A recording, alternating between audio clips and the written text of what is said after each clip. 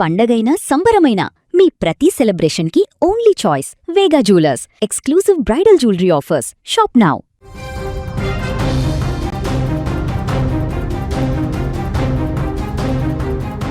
తునిలో చిన్నారి మిస్సింగ్ రోజురోజుకు క్లిష్టంగా మారుతుంది. నాన్నా అంటూ వెళ్ళిన ఆ పసి ప్రాణం ఏమైపోయింది? 9 రోజులుగా కన్నవారి కడుపు కోతకు ముగింపు ఎప్పుడు? కాకినాడ జిల్లా దొండవాకలో అదృశ్యమైనటువంటి చిన్నారి జాను అలియాస్ జ్ఞానేశ్వరి కేసు ఇప్పుడు 2 తెలుగు రాష్ట్రాలను కూడా కుదిపేస్తోంది. పోలీసులు, ఎన్డీఆర్ఎఫ్ బృందాలు రంగంలోకి దిగిన అత్యాధునిక సాంకేతికతను వాడుతున్న ఆ పసిపాప జాడ మాత్రం దొరకడం లేదు. ఈ మిస్టరీ కేసును ఛేదించేందుకు డిప్యూటీ సీఎం పవన్ కళ్యాణ్ స్వయంగా రంగంలోకి దిగడంతో కథ సరికొత్త మలుపు తిరుగుతోంది. ఈ కేసును అత్యంత ప్రతిష్టాత్మకంగా తీసుకున్న పవన్ కళ్యాణ్ తక్షణమే రంగంలోకి దిగాలని అధికారులను ఆదేశించారు. ఆయన ఆదేశాల మేరకు 30 మందితో కూడిన ఎన్డీఆర్ఎఫ్ సిబ్బందితో పాటు వన్యప్రాణుల సంరక్షణ కోసం పనిచేసే ప్రత్యేక హనుమాన్ బృందం కూడా రంగంలోకి దిగింది. ప్రస్తుతం దొండవాక చుట్టుపక్కల ఉన్న తోటలు, దట్టమైన కొండ ప్రాంతాలను ఈ ఉమ్మడి బృందాలు అనువనువు గాలిస్తున్నాయి.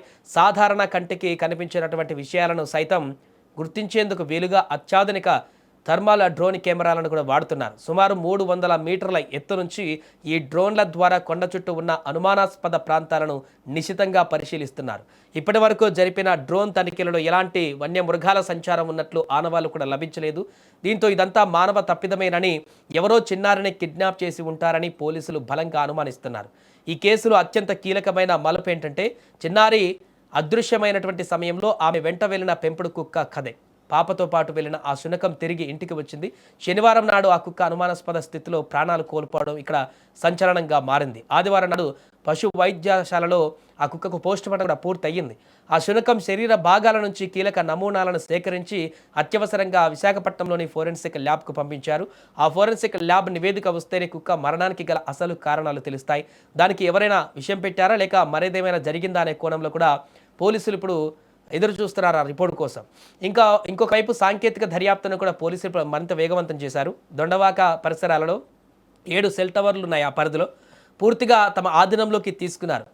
ఆ చిన్నారి అదృశ్యమైనటువంటి రోజు ఆ టవర్ల పరిధిలో నమోదైనటువంటి సుమారు 4800 ఫోన్ కాల్స్ డేటాను కూడా సేకరించి క్షుణ్ణంగా విశ్లేషిస్తున్నారు. ఈ కాల్ డేటా ఆధారంగా కొందరు అనుమానితులను పోలీసులు ఇప్పటికే గుర్తించినట్టుగా కూడా సమాచారం తెలుస్తుంది.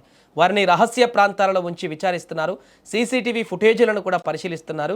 ఏజెన్సీ ప్రాంతాలలో సైతం ప్రత్యేక బృందాలు గాలింపు చేపడుతున్నాయి. ఇదిలా ఉంటే 300 మీటర్లకు పైగా డ్రోన్ కెమెరాల ద్వారా పరిశీలించిన సమయంలోనూ ఎటువంటి జంతువుల ఆనవాలు లభ్యం కాలేదని, మానవ ప్రయత్నంతో పాటు సాంకేతికంగా జాను ఆచూకీ కోసం అన్ని కోణాలలో దర్యాప్తు చేస్తున్నట్టుగా పోలీసులు తెలిపారు. ఏదేమైనా కూడా ఇప్పుడు ఆ 7 టవర్ల పరిధిలో ఉన్నటువంటి పాపను ఒకవేళ ఎవరైనా కిడ్నాప్ చేసేది కనుక ఉంటుంటే 7 టవర్ల పరిధిలో ఎవరో ఒకరు ఖచ్చితంగా ఫోన్లు మాట్లాడుకున్నటువంటి సంభాషణ ఉంటుంది కాబట్టి, ఇంటర్లింకుగా ఏదో ఒక సంభాషణ దొరుకుతుంది కాబట్టి దాని త్రూ ఈ యొక్క కేసుకు కూపి లాగేటువంటి ప్రయత్నం చేస్తున్నారు. అందులో భాగంగా ఇప్పుడు ఆ కిడ్నాప్ అయినటువంటి శనివారం రోజు పాప మిస్ అయినటువంటి రోజు ఈ 7 టవర్ల పరిధిలో ఎవరెవరు ఫోన్లు చేశారు, ఎవరెవరికి ఫోన్లు మాట్లాడుకున్నారో అందరి ఫోన్లను కూడా ఇప్పుడు 4800కు పైగా ఫోన్ కాల్స్ని కూడా డేటాను విశ్లేషించారు పోలీసులు.